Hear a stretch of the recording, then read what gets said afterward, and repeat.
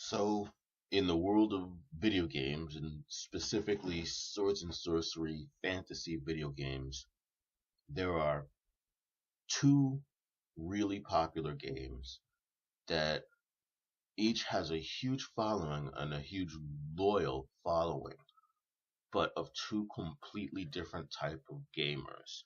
And that would be Elder Scrolls Skyrim from Bethesda, and I don't know the name of the company, but the other one is Dark Souls, which has a huge and very vocal, adamant following.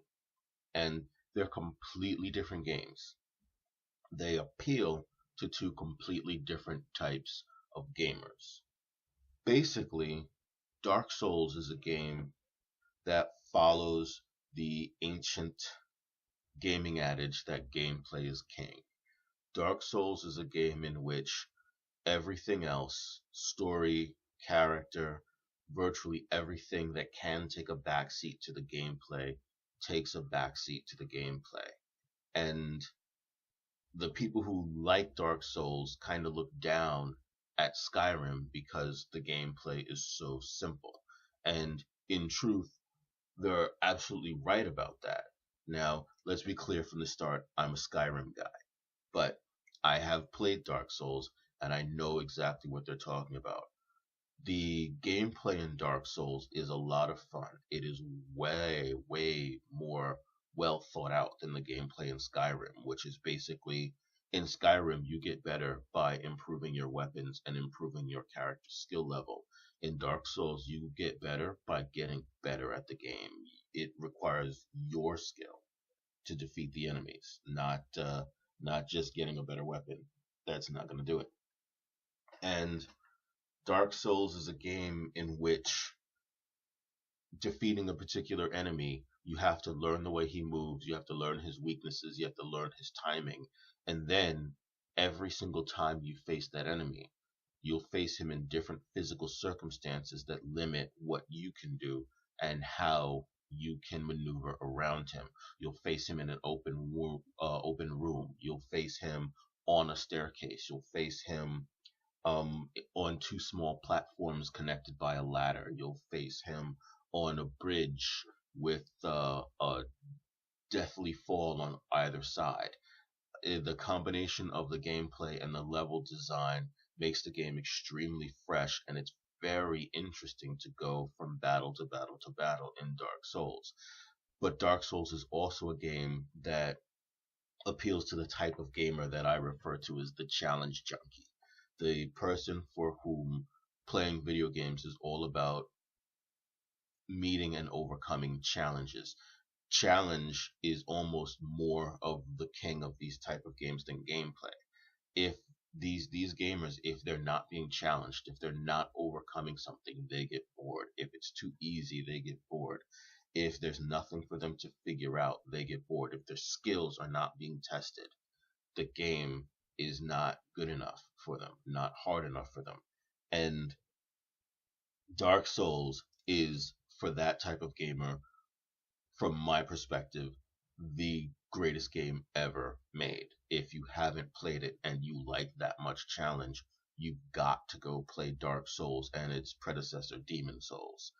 Um, However, the other type of gamer, which I am, gameplay is important and challenge is important, but progress is king. The person like me who grew up playing tabletop RPGs and the early fledgling console RPGs, progress is everything.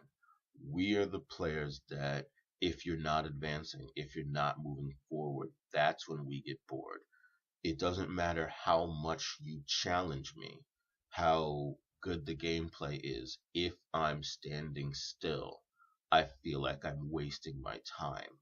And that becomes critical in a game like Dark Souls, where a lot of Dark Souls is trial and error. I had Dark Souls for a few weeks only, and a few weeks into owning the game, I was only a few hours into the game because there's so much repetition.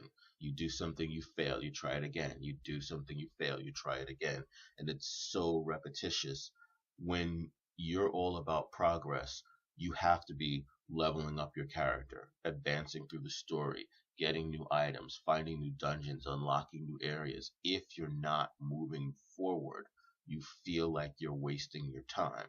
And if you feel like you're wasting your time, you feel like you wasted your money. And I realize these are two completely different expectations of what a video game is going to deliver for you. So people who are more like me aren't going to be as interested in a game like Dark Souls. They're going to prefer the Skyrims of the world or the Fallout games of the world or, you know, um, and so I don't necessarily think that one game is better than the other, considering that the games were made for two completely different audiences. However, you have to understand what kind of gamer you are and what you're expecting out of the video game experience. And once you figure that out, then you have to decide which game is best for you. In terms of swords and sorcery video games out there, Dark Souls and Elder Scrolls Skyrim are basically the Rolling Stones and the Beatles of fantasy video games. Both of them lay claim to being the best in the land, and it depends on who's listening which claim is true.